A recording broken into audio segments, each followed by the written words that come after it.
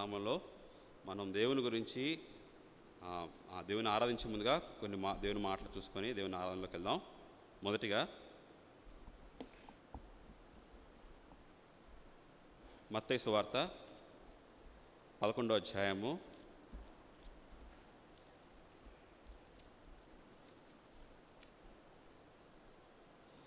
28వ వచనం అండి. మత్తయి సువార్త 11వ అధ్యాయము 28వ వచనం.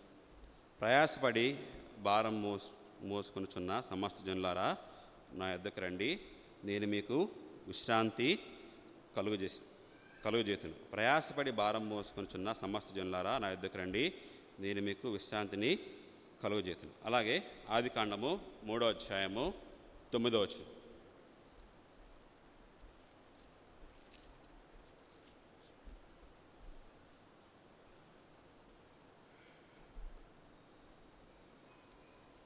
దేవుడైన యెహోవా ఆదామును పిలిచి, నువ్వెక్కడ ఉన్నావనెను.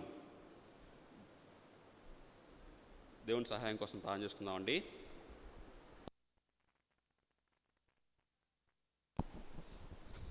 ప్రభా, మీకు వందనాలు. జీవం గల దేవా, సర్వశక్తి మంత్ర నాయన, మా జీవితంలో ఎంతకాలంగా మీరు కాపాడారు నాయన. అదిగో తండ్రి, వాక్యం ద్వారా మీరు మాట్లాడండి. పరిశుద్ధాత్మ దేవ సహాయం చేయండి ప్రభా. మిమ్మల్ని ఆరాధించడానికి, మీ గురించి వివరించడానికి, వర్ణించడానికి నాకు శక్తి చాలదు ప్రభా. మీరు నా పక్కన నుండి నడిపించండి ప్రభా. అనేక సార్లు మిమ్మల్ని గాయపరిచిన వాడిని జ్ఞాపకం చేసుకోమని కోరుకుంటూ ఈ మాటలు దయచేయమని ఈ చిన్న ప్రార్థన చేస్తూ వచ్చినాం పరమ తండ్రి. ఆమేన్.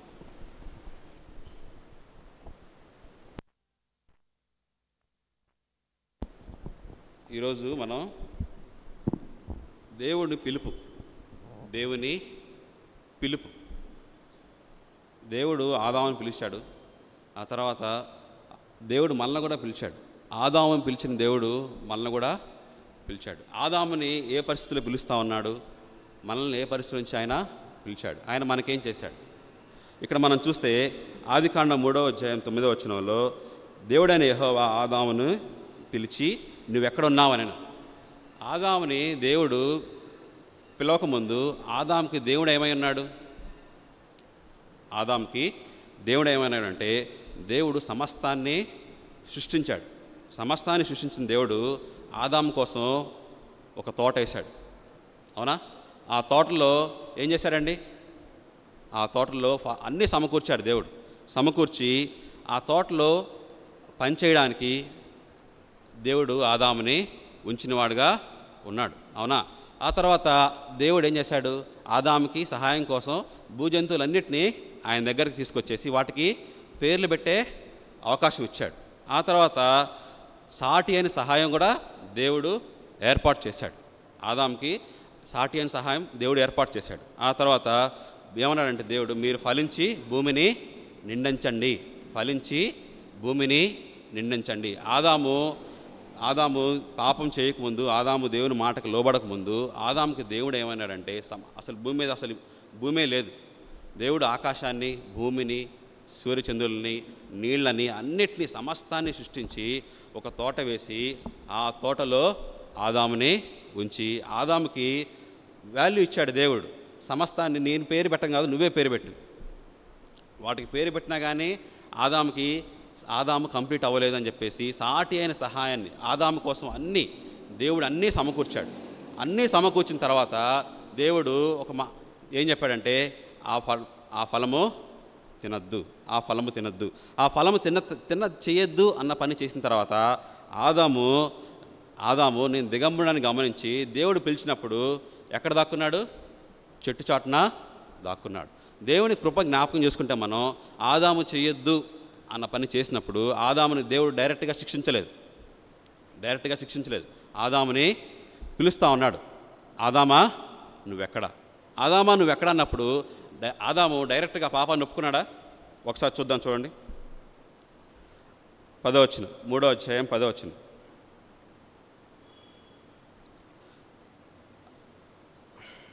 అందుకతడు, నేను తోటలో నీ స్వరం విన్నప్పుడు దిగంబరినని నుంటిని గనుక భయపడి దాక్కున్నాను. నేను దేవా, నీ స్వరం విన్నప్పుడు నేను దిగంబరిగా ఉన్నాను అని దాక్కున్నాను. అసలు నీకెవరు చెప్పారు? ఆ తర్వాత దేవుడు ఏమంటాడంటే, నేను చేయొద్దని పని చేసావంటే, ఆదాము నువ్వు నాకు ఇచ్చిన స్త్రీ అంటాడు. అవునా? స్త్రీ అని అడిగితే ఏమంటుంది? నువ్వు చేసిన సర్పం వల్ల మోసపోయాను.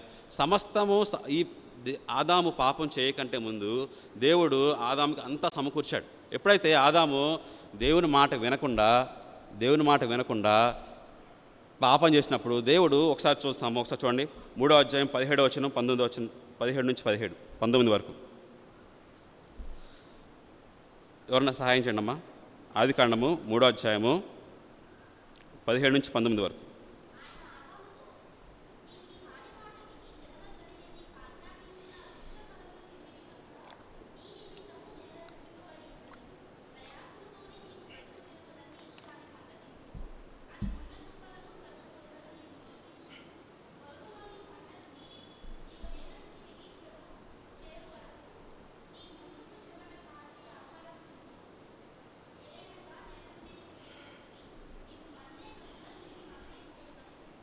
ఆదాము ఒక్క పని చేశాడు. దేవుని మాట వినకుండా ఒకే ఒక పాపం, దేవుడు ఏదైతే ఆజ్ఞించాడో అది చేయటం వల్ల పాపం చేయకముందు, పాపం చేసిన తర్వాత దేవుడు పిలుస్తూ ఉన్నాడు. పాపం చేసిన తర్వాత దేవుడు పిలుస్తూ ఉన్నాడు. ఆదాము దేవుని పాపం చేయకముందు సమస్తం ఆదాముకు ఉన్నాయి.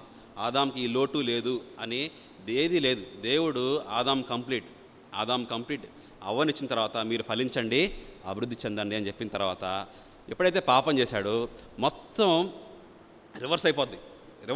ఫస్ట్ ఏం చూడండి అమ్మా, నేల శపింపబడింది. ఏమైంది?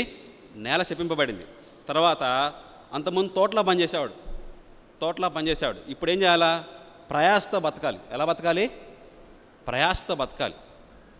ఆ తర్వాత ఆ ప్రయాస ఒక్కరోజు ప్రయాస నీ బ్రతుకు దినములన్నీ ప్రయాస. భూమి మీద అంతకుముందు ముళ్ళ పొదలు లేవు. ఇప్పుడు ఏం వచ్చినాయండి? ముళ్ళ తప్పులు వచ్చినాయి, గచ్చ పొదలు వచ్చినాయి. తర్వాత చెమట కార్చి నువ్వు పనిచేయాలి. అవునా? తర్వాత ఏమవుతావు? నువ్వు మంటి నుంచి తీసావు కాబట్టి మరలా మన్నైపోతావు. ఆదాముని దేవుడు పిలుస్తూ ఉన్నాడు. ఆదాముని పిలిచినప్పుడు ఆదాము చేసిన పాపానికి దేవుడు ఆయనకిచ్చిన అవకాశాలన్నీ తీసివేసి బయటపెట్టాడు. ఆ తర్వాత దేవుడే ఒక గొర్రెపిల్లని బలిగా అర్పించి ఆయనకి చర్మపు చొక్కాయలు కుట్టించిన వాడుగా ఉన్నాడు. ఒకసారి మనం మత్తయి సువార్త 11వ అధ్యాయము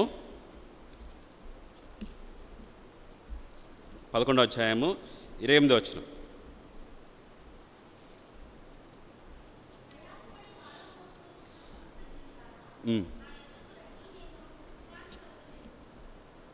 ప్రయాసపడి భారం మోసుకుని సమస్త జనులారా నా యొద్దకు రండి, నేను మీకు విశ్రాంతిని కలుగు చేస్తున్నాను. దేవుడు యేసుప్రభువు వారు ఇక్కడ పిలుస్తూ ఉన్నారు. యేసుప్రభువు వారిని గురించి యోహాను ఏం చెప్తా ఉన్నాడంటే, ఇదిగో లోక పాపములను మోసుకొని పోవు దేవుని గొర్రెపిల్ల. దేవుడు ఇక్కడ మనకి ఈ మాట యూదులకి చెప్తా ఉన్నట్టుంది. ఇక్కడ వాళ్ళ ప్రయాస ఏంటి? యూదులకు ప్రయాస ఏంటంటే వాళ్ళు ట్యాక్సులు కట్టేవాళ్ళగా ఉండొచ్చు, ఎక్కువ ట్యాక్సులు కట్టచ్చు. లేకపోతే అక్కడ శాస్త్రులు పరిచయులు మీరు ఆ పని చేయాలి, ఈ పని చేయాలి, లేకపోతే వాళ్ళు ఏంటంటే ఏదన్నా చేయాలన్నా సరే అధికమైన భారాలు పెట్టేవాళ్ళు. లేకపోతే తర్వాత వాళ్ళలో ఉన్న పాపాన్ని బట్టి వాళ్ళకున్న ప్రయాస అవ్వచ్చు. అయితే యేసుప్రభువు వారు ఇక్కడ పిలుస్తూ ఉన్నాడు, ప్రయాసపడి భారం మోసుకుంటున్న సమస్త జనులారా. దేవుడు పిలుస్తూ ఉన్నాడు, ప్రయాసపడుతున్న సమస్త జనులారా నా యొద్దకు రండి, నేను మీకు విశ్రాంతిని ఇస్తాను. ఆదాములో కోల్పోయిన విశ్రాంతిని యేసుప్రభువు వారు మనకి ఇవ్వడానికి ఇష్టపడ్డాడు. అవునా? అయితే దేవుడు మనల్ని ఎలా చూస్తూ ఉన్నాడంటే, ఒకసారి మత్తయి సువార్త 9వ అధ్యాయము 13వ వచనం.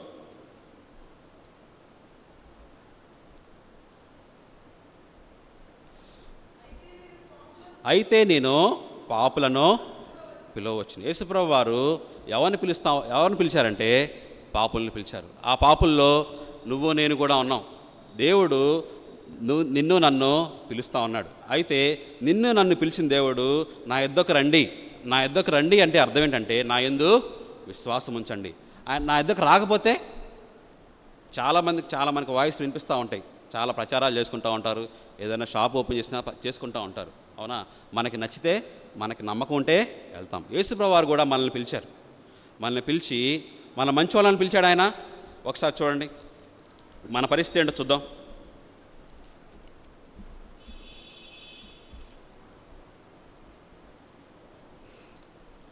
మొదటి కొరింథీ 1:26. సహోదరులారా, మీరు పిలిచిన పిలుపుని చూడ్డి, మీలో లోకరీతి జ్ఞానులైనను ఘనులైనను గొప్ప వంశం వారైనను అనేకులు. చాలండి. మనం ఇక్కడ చూస్తే ఈ లోకరీతిగా జ్ఞానులను పిలవలా మనల్ని, అవునా? ఈ లోకరీతిగా ఘనులను పిలవలా, ఈ లోకరీతిగా గొప్ప వంశం వారని ఆయన పిలవలేదు, అవునా? ఆదాముని దేవుడు సృష్టించాడు. ఆదాంకి దేవుడికి సంబంధం ఉంది, ఆదాంకి దేవునికి సంబంధం ఉంది. పాపం చేయకముందు, ఆదాము పడిపోకముందు దేవునితో సహవాసం గెలవాడు అన్నాడు, అవునా? మనకి దేవునికి సహవాసం లేదు. మనం లోకంలో గొప్పవాళ్ళని మనం దేవుని పిలవాల, మనల్ని పాపులు అని మనం పిలిచాడు. ఆ తర్వాత మన ఈ లోకరీతిలో మనకేమైనా జ్ఞానం ఉందని పిలిచాడా? లేదు. మనం గనులను పిలిచాడా? మనం గనులను కూడా ఆయన పిలవలేదు, అవునా? ఆ తర్వాత మనకి గొప్ప వంశం అని పిలిచాడా? మనం గొప్ప వంశం అని కూడా ఆయన పిలవలేదు, అవునా? ఆ తర్వాత మనం చూస్తే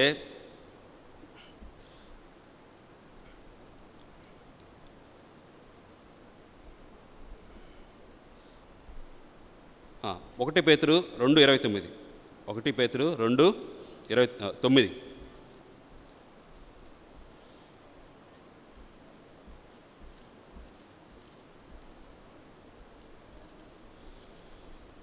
ఒకటి పేతురు 2:9. అయితే మీరు చీకట్లో నుంచి, మనం ఎక్కడ ఉన్నవారండి? చీకట్లో ఉన్నవారు, అవునా? మనకున్న గొప్పతనం ఏంటంటే మనం పాపులైన ఆయన మనల్ని పిలిచాడు. ఆ తర్వాత మన లోక సంబంధంగా జ్ఞానులం కాదు, అయినా ఆయన మనల్ని పిలిచాడు. మనం ఘనులం కాదు, అయినా మనల్ని ఆయన పిలిచాడు. మనం గొప్ప వంశవారం కాదు, అయినా మనల్ని పిలిచాడు. మనం ఎలాంటి వారం అండి? చీకటి వారం. మనం చీకటి వారం అయినా సరే ఆయన పిలిచాడు. అసలు మనం పిలిచిన దేవుడు ఏమై ఉన్నాడు? అసలు మనం పిలిచిన దేవుడు ఏమన్నాడంటే, మనం పిలిచిన దేవుడు అక్కడే ఉంటుంది మనకి. 1 పేతురు 1:16లో, 1 పేతురు 1:16లో చూడండి, నేను పరిశుద్ధునైన కనుక మీరు పరిశుద్ధులై ఉన్నాడు రాయబడింది. ఆయన పరిశుద్ధుడు, ఆయన పరిశుద్ధుడు అని చెప్పడానికి 2 మాటలు. భూమి మీద ఆదాము నుంచి ఇక్కడ వరకు సమస్త సృష్టిలో పరిశుద్ధుడు అని పిలవడానికి ఎవరు యోగ్యులు కాదు, ఆయన మాత్రమే పరిశుద్ధుడు, అవునా? ఆ తర్వాత దేవదూతలు నిత్యము ఆయన్ని పరిశుద్ధుడు పరిశుద్ధుడు పరిశుద్ధుడు అని ఆయన గురించి పాటలు పాడేవారుగా ఉన్నారు, అవునా? దేవుడు పరిశుద్ధుడు.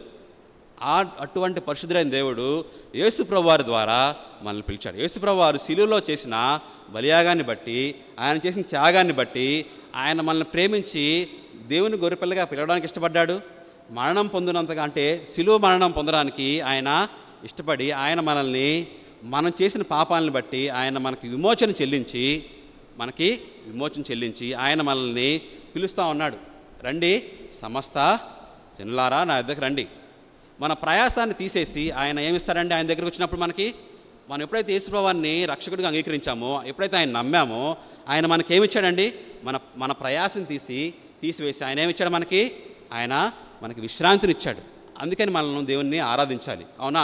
ఈ లోకంలో ఘనులను జ్ఞానులను లేకపోతే గొప్పవారిని వారిని తగ్గించడానికి దేవుడు అల్పులైన మనల్ని ఎన్నుకొని మనల్ని ఆయన పిలిచాడు. అందుకని మనం దేవుణ్ణి ఆరాధించాలి. మనం పాపులం, మన మంచివారం కాదు, మనం నమ్మదగిన వారం కాదు. కానీ మనం నమ్మదగిన వారం కాకపోయినా ఆయన నమ్మదగినవాడు. ఈ మాట ఎక్కడ ఉంటుందంటే 1 కొరింథీ 1:9లో ఉంటుంది. 1 కొరింథీ 1:9. ప్రభు అయిన యేసుక్రీస్తు అను తన కుమారుని సహవాసమునకు మనల్ని పిలిచిన దేవుడు ఎలాంటి వాడండి? నమ్మదగిన దేవుడు. మనం రక్షించబడిన తర్వాత దేవునికి ఇష్టంగా జీవిస్తామా లేదా అన్నది మనకు తెలియదు. మనం బలహీనమే, కానీ మనల్ని అంతం వరకు నడిపించగలిగే శక్తి గల దేవుడు ఆయన, అవునా? అందుకని మనం దేవుణ్ణి ఆరాధించాలి. ఇక్కడ మనం చూసాం, ఆదాము సమస్తాన్ని కోల్పోయిన వాడుగా ఉన్నాడు. అయితే ఆదాములో కోల్పోయింది ప్రతిదీ కూడా మనకి యేసు ప్రభువారిలో మనకి అంతా సమకూరుస్తూ వస్తున్నాడు. దేవుడు పరిశుద్ధుడైన దేవుడు, ఆయన నమ్మదగిన దేవుడు. అయితే మనల్ని ఎలాంటి పిలుపుతో పిలిచాడు ఆయన? ఈ 2 మాటలు చూసుకొని మన ఆరాధనలోకి వెళ్దాం. మన పిలుపు ఎలాంటిది, మన పిలుపు ఎలాంటిదంటే 2 తిమోతి 1:10. 2 తిమోతికి రాసిన 2వ పత్రిక 1వ అధ్యాయం 10వ వచనం.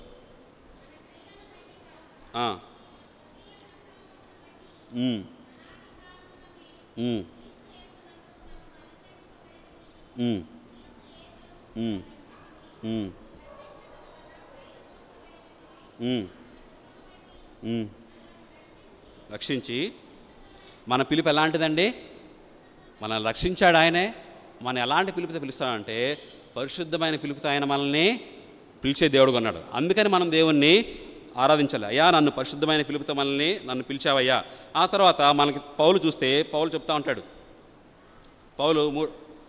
పౌలు ఫిలిప్పి 3:14లో ఏం చెప్తా ఉన్నాడంటే, క్రీస్తు యేసునందు దేవుని ఉన్నతమైన పిలుపుకు కలుగు బహుమానం. పౌలుని ఎలా పిలిచాడంటే ఉన్నతమైన పిలుపుతో పిలిచాడు. మనల్ని కూడా దేవుడు ఉన్నతమైన పిలుపుతోనే పిలిచాడు. పౌలుకి అప్పగించిన పరిచర్య పౌలుది. మనకు కూడా మనల్ని రక్షించాడు ఆయన. పౌలుని దేవుడు పిలిచాడు, అలాగే మనల్ని కూడా పిలిచాడు. మన పిలుపు ఉన్నతమైన పిలుపు. ఆ తర్వాత గలతీ 1 కొరింథీ 1:9లో దేవుడు మనల్ని ఆయన కుమారునితో సహవాసం చేసేవారిగా పిలిచాడు. ఒకసారి చూసుకోండి, ఇది ముగిద్దాం మనం. మన ప్రభు అయిన యేసుక్రీస్తు అని కుమారుని సహవాసమునకు మనల్ని మన సహవాసం ఎవరితో ఉండేది? యేసు ప్రభువుని ఎరకముందు మన సహవాసం ఎవరితో ఉండేది? మన సహవాసం లోకంతో ఉండేది, మన సహవాసం సైతాన్తో ఉండేది, మన సహవాసం మన శరీరంతో ఉండేది. ఈ లోకం దేవునికి విరోధమైంది, ఈ శరీరం దేవునికి విరోధమైంది. సైతాను మనల్ని ఎలాగైనా సరే నిత్య నాశనానికి తీసుకెళ్ళాలని ప్రయాసపడతావాడు. మనల్ని ప్రతి మనిషిని పడేస్తూ ఉన్నాడు. అయితే దేవుడు మనల్ని ఎవరితో సహవాసానికి పిలిచాడండి? ఎవరితో? ఆయన కుమారునితో సహవాసానికి మనల్ని ఆయన పిలిచాడు. అవునా? అందుకని మనం దేవుణ్ణి ఆరాధించాలి. ఈరోజు దేవుడు మనల్ని పిలిచాడు. మన పిలుపు ఎలాంటిది? మన పిలిచిన దేవుడు ఎలాంటి వాడంటే ఆయన పరిశుద్ధుడైన దేవుడు, ఆయన నమ్మదగిన దేవుడు. పరిశుద్ధుడు, నమ్మదగిన దేవుడు. ఎలాంటి వారిని పిలిచాడు? పాపులనైనా నన్ను పిలిచాడు, మనల్ని పిలిచాడు. ఆ తర్వాత లోకంలో గనులను పిలిచాడా? గనులను కాదు. తర్వాత గొప్ప వంశవారమా? కాదు. మనకేమైనా జ్ఞానం ఉందా? మన జ్ఞానం కూడా ఏమీ లేదు. అయినా సరే ఆయన మనల్ని పిలిచాడు. మనం ఎలాంటి వారము? మనము చీకటి వారం. మనం ఎలాంటి వారం అండి? మన చీకటి వారం. అయితే మన పిలుపు ఎలాంటిది? మన పిలుపు ఎలాంటిదంటే పరిశుద్ధమైన పిలుపు. ఆ తర్వాత ఉన్నతమైన పిలుపుతో ఆయన మనల్ని పిలిచాడు. ఆదాముని పిలిచాడు దేవుడు. ఆదాముని పిలిచినప్పుడు ఏమైంది చెప్పండి? ఆదామా నువ్వు ఎక్కడా అంటే ఆదాముకి దేవుడు సమస్తమై ఉన్నాడు. ఆదాముకి దేవుడు సమస్తమై ఉన్నాడు. ఎందుకంటే భూమి మీద పుట్టుక లేనిది ఆదాముకి ఒక్కడికే. అవునా? ఆదాము దేవుడు సృష్టించాడు, మనిషిగా ఆయన్ని సృష్టించి ఆయనకి అన్నీ ఇచ్చాడు. ఒక వ్యక్తి భూమి మీద బతకాలంటే ఏమైతే కావాలో అన్నీ ఆదాముకు ఉన్నాయి. పాపం చేయక ముందు అన్నీ ఆదాముకు ఉన్నాయి. అవునా? పనుందా? అన్నం ఉందా? తోడుందా? దేవునితో సహవాసం ఉందా? అన్నీ ఉన్నాయి. అన్నీ ఉన్నా కానీ ఆదాము చేసిన పాపం వల్ల అన్నీ కోల్పోయాడు. ఏం కోల్పోయాడంటే మనం చూసాం ఆల్రెడీ. ఆయన నిమిత్తము ఏం శపింపబడింది? నేల శపింపబడింది. ఆయనకి ప్రయాసం ఉంది. ఆయన బతుకు దినములన్నీ ప్రయాసం ఉంది. ఆ తర్వాత ముళ్ళ తప్పులు గచ్చపదులు వేసి అక్కడి నుంచి ఆయన సంపాదించుకోవాలి. పాపం చేసిన దానికి, పాపం చేయకముందు దానికి పరిస్థితి ఏంటంటే అది ఆదాము సమస్తాన్ని కోల్పోయాడు. నువ్వు మంటివి కనుక మరలా మన్నైపోతావు. అయితే మన పరిస్థితి ఏంటి? మనం ఆదాము నుంచి పాపాన్ని ఆస్తిగా సంపాదించుకున్నాం మనం. అటువంటి మనల్ని మన దేవుడు ఎలాంటి వాడంటే 2 మాటలు చూసాం. ఆయన పరిశుద్ధుడైన దేవుడు, ఆయన నమ్మదగిన దేవుడు. పరిశుద్ధుడైన దేవుడు. భూమి మీద ఆయన పరిశుద్ధుడు అని ఎవరు పిలవడానికి యోగ్యులు కాదు. ఎప్పటి నుంచి? భూమి సృష్టించకముందు, తర్వాత యుగాలు ఆ పేరు ఎవరికి లేదు. ఆయన పరిశుద్ధుడు. తర్వాత దేవదూతలు నిత్యము ఆయన పరిశుద్ధుడైన గాన ప్రతిగానములు చేస్తూ కొనియాడుతూ ఉంటారు ఆయన్ని. అలాంటి పరిశుద్ధుడైన దేవుడు ఆయన కుమారుని భూమి మీద పంపించి ఆయన మన కోసం వెల చెల్లించాడు. ఆయన మన కోసం వెల చెల్లించి మన పాపాన్ని మొత్తానికి ఆయన క్రయధనం చెల్లించి, అవునా, మన పాప శిక్ష మొత్తాన్ని తీసివేసి ఆయన తర్వాత పిలుస్తూ ఉన్నాడు రండి అని. అవునా? రండి సమస్త జనులారా, నేను మీకు విశ్రాంతినిస్తాను. మనకు ప్రయాసాలు ఉన్నాయేమో, మనకు పాపం వల్ల ప్రయాసాలు, లేకపోతే దేవుని ఎరకముందు అన్యులు ఎలా చేస్తూ ఉంటారు, వాళ్ళ ప్రయాసాలు వేరు. అక్కడికి వెళ్ళాలి, ఇక్కడికి వెళ్ళాలి, ఇన్నిసార్లు తిరగాలి. ఆ ప్రయాసాలు మనకేమీ లేవు. మన పాప భారాన్ని ఆయన తీసివేసి, ఆయన తేలికైన బరువు మనకిచ్చాడు. అందుకని మనం దేవుని ఆరాధించాలి. మన పాపులు అని పిలిచాడు, మన జ్ఞానులను కాదని పిలిచాడు, ఆయన మనల్ని గొప్పవారం కాదని పిలిచాడు. అయితే మన పిలుపు ఎలాంటిదంటే పరిశుద్ధమైన పిలుపు, తర్వాత ఉన్నతమైన పిలుపు, తర్వాత ఎలా పిలిచాడంటే ఆయన కుమారునితో సహవాసం చేయడానికి ఆయన మనల్ని పిలిచాడు. ఈ మాటలు మనం జ్ఞాపకం చేసుకొని ఆరాధనలోకి వెళ్దామండి. ఆరాధిద్దాం.